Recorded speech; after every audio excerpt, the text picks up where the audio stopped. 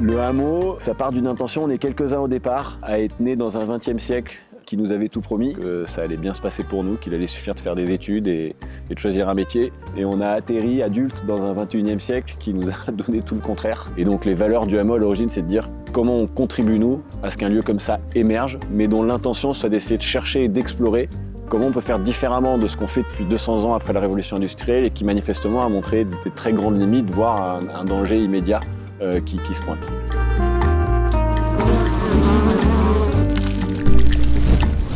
Vous êtes à Montrieux-le-Hameau, dans le parc naturel de la Sainte-Baume, au cœur de la forêt avec des arbres centenaires, dans un lieu qui a une histoire. C'est une aventure collective où le but c'est d'inventer des façons de vivre plus durables, plus harmonieuses et plus joyeuses. On a trouvé ce site qui est d'une beauté inouïe. Au départ, déjà, c'est un lieu magique. C'est 12 hectares de terrain avec des bâtisses, un petit lac, des sources d'eau. L'idée de l'hameau, c'est un laboratoire pour moi. Le hameau, il est d'abord organisé autour d'un projet de recherche. On va avoir deux grandes jambes, deux grandes intentions. Une première intention qui est basée sur une recherche agricole. On va essayer de comprendre comment on cultivait avant, comment ce 19e siècle avait fourni tout Paris en légumes de manière très efficace, et comment on a désappris ça, comment on a perdu ça, comment on peut le réimplanter. Ça a été une ferme modèle au 19e siècle, donc c'est tout à fait intéressant qu'aujourd'hui, il y a un projet de recherche agricole et un projet d'explorer les techniques anciennes et d'essayer à partir de ces savoirs qu'on trouve dans différentes sources, de les expérimenter, de montrer que c'est possible. Tous les travaux que nous menons avec l'INRAE Éco-Développement d'Avignon seront communiqués et l'idée c'est de créer des savoirs et de les partager. Et la deuxième jambe du projet scientifique, c'est une approche en sciences humaines. Il fallait que ce soit un projet forcément coopératif, dans l'intention de réapprendre à être ensemble. J'ai la conviction qu'on est face à des défis en tant qu'humains qui nécessitent qu'on se réapproprie le collectif et le vivre ensemble. Qu'on apprenne à nouveau à faire tribu, qu'on apprenne à nouveau à décider des choses ensemble. L'idée c'est qu'on continue et on alimente cette dynamique de co-création, d'expérimentation collective. La sociocratie, concrètement dans le quotidien, c'est que tu n'as pas de N+1 qui te dit quoi faire. C'est-à-dire que tu as un cercle qui fixe ses propres objectifs, qui se donne les moyens de remplir ses objectifs. C'est-à-dire qu'il gère à la fois l'objectif et la faisabilité de cet objectif-là. La manière dont tu organises tes réunions, la manière dont tu fais tes recrutements aussi. C'est juste un plaisir de travailler avec tous ces gens-là parce que tu sens que tu avances. L'activité, elle est organisée autour de 3 structures. Il y a une société coopérative qui détient le bien immobilier.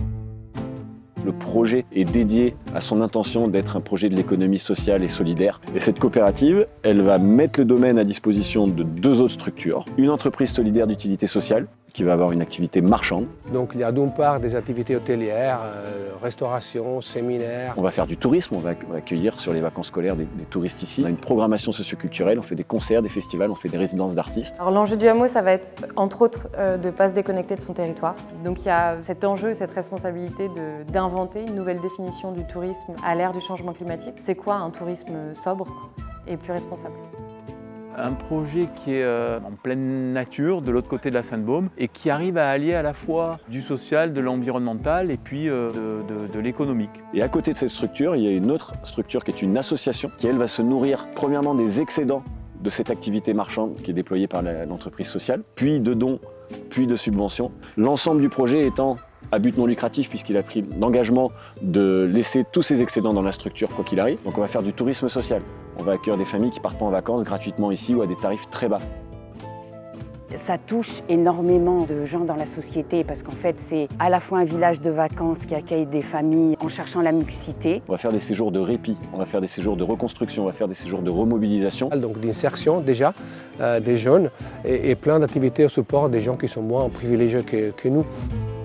Mais en tout cas, c'est un lieu qui est vraiment exceptionnel. J'ai compris assez rapidement que ce qui avait été mis dans l'ADN du hameau de Montrieux, c'est tout ce qui faisait écho et résonnait avec mes convictions et mes valeurs autour de la transition écologique et humaine également. C'est-à-dire, c'est des gens comme moi et d'autres qui deviennent copropriétaires de cet endroit-là, donc ils investissent un petit peu d'argent. C'est une coopérative qui a été fondée, financée par ses coopérateurs. Ces coopérateurs sont des citoyens.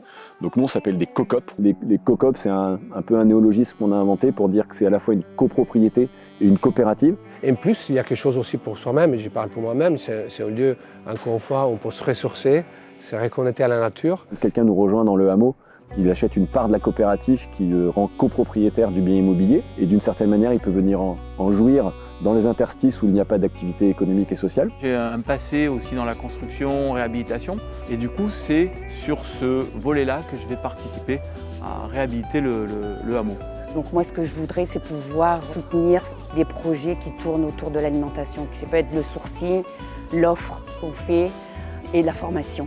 Et donc l'idée c'est vraiment de créer une façon d'utiliser l'argent différente, plus vertueuse, et on l'espère d'avoir après un modèle qui fonctionne, qui pourrait être multiplié pour avoir un vrai impact sociétal. Peut-être on ne soit plus le seul hameau, mais qu'il y ait des hameaux un peu partout qui aient germé. Est-ce qu'il y a de l'espoir de vivre dans un nouveau monde? Première réponse que j'ai envie de faire, c'est que si on n'avait pas cet espoir, on ne se lèverait pas le matin pour faire ce projet-là. Donc oui, on a envie de croire qu'il y a un espoir. Puis je pense qu'on doit aux jeunes d'essayer de les aider à bâtir un monde un peu meilleur. Chacun a le droit dans sa vie à une respiration, un joker, un moment où il va pouvoir prendre du temps pour soi. Donc viens au hameau, écoute le ruisseau, choisis l'arbre que tu préfères, rencontre l'équipe et viens avec nous changer le monde d'aujourd'hui et créer celui de demain. Une super maison. Waouh, nickel, super.